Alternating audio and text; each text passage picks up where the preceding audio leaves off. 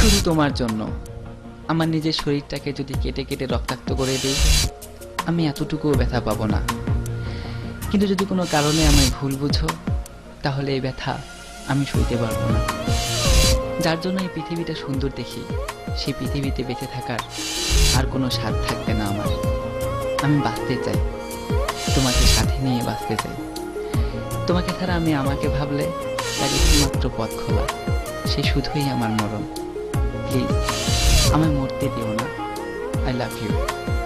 যদি কখনো পাথর হয়ে যায়, আমায় একটু ছুঁয়ে দিও, জীবন ফিরে পাবো।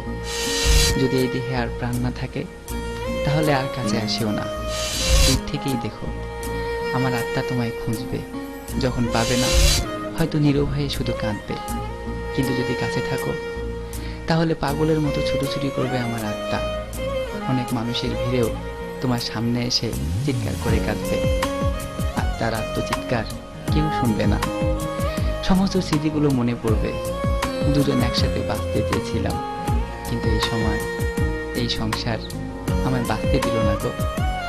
তোমায় দেখলে বেঁচে থাকার অনন্ত স্বাদ মরে গিয়েও হয়তো জেগে উঠবে। কিন্তু মানুষ মরে গেলে শত মিনতি করেও আর জীবন ফিরে পায় না।